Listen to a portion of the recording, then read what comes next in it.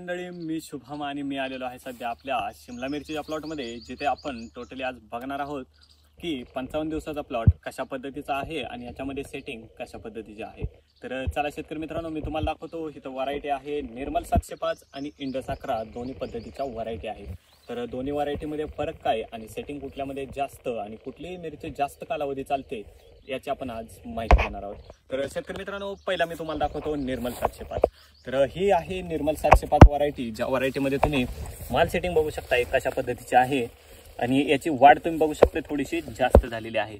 तर शेतकरी मित्रांनो, या प्लॉटला आपण पहिल्यापासून पूर्ण टोटली सेटिंग आणि शेड्यूल टोटली एकदम असं चांगल्या पद्धतीचं शेतकऱ्यांनी फॉलो केलं असल्यामुळं हे तुम्ही माल बघू शकताय कशा पद्धतीचा माल आहे आणि हे तुम्ही मिरची बघू शकताय कशा पद्धतीनं मिरची आहे. तर चला अजून मी तुम्हाला पूर्णपणे प्लॉट दाखवतो फिरून. तर ह्या झाडामध्ये तुम्ही सेटिंग बघू शकताय, ह्या झाडाची सेटिंग बघा तुम्ही, ह्या झाडाची सेटिंग बघू शकताय, ह्या झाडामध्ये बघू शकताय तुम्ही किंवा ह्या झाडामध्ये बघू शकताय. ह्या झाडांची वाढ आणि याची सेटिंग ही कशा पद्धतीची आहे, तसेच हेही बघू शकताय हे कशा पद्धतीनं आपण इथं सेटिंग केलेली आहे. तर शेतकरी मित्रांनो, अशा पद्धतीची सेटिंग करण्यासाठी खूप मेहनत घ्यावी लागते आणि हा प्लॉट आहे फक्त 55 दिवसाचा. 55 दिवस म्हणजे 2 महिने आणि 2 महिन्यामध्ये हा प्लॉट कशा पद्धतीनं आपण आणलेला आहे हे कमेंटमध्ये नक्की सांगा. तर चला तुम्हाला मी इंडस 11 दाखवतो आणि निर्मल 705 आणि इंडस 11 याच्यामध्ये फरक काय हे मी तुम्हाला दाखवतोय.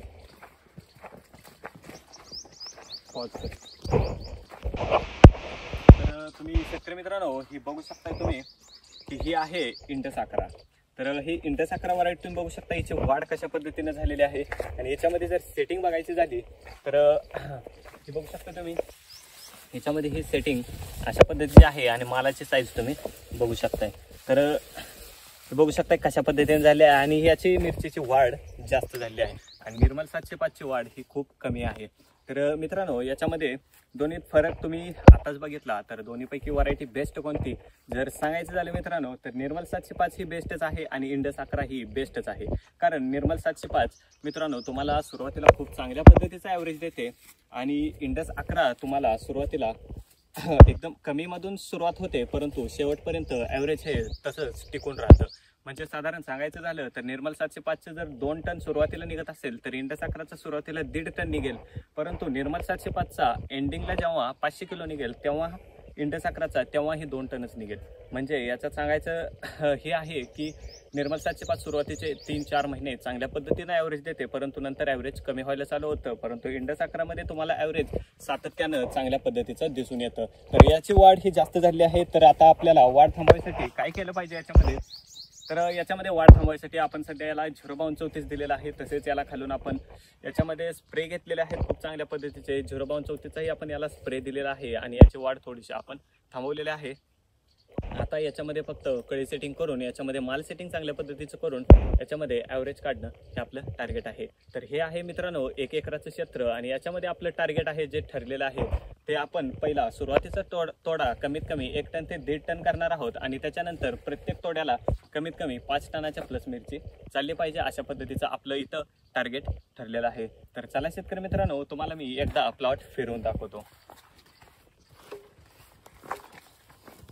तर याची बांधणी ही अशा पद्धतीची बांधणी केलेली आहे आणि बांधणी खूप चांगल्या पद्धतीने झाली, परंतु याच्यामध्ये वाढ ही खूप चांगल्या पद्धतीनं जास्त झालेली आहे आणि जास्त प्रमाणात वाढ ही मिरचीला नको असते.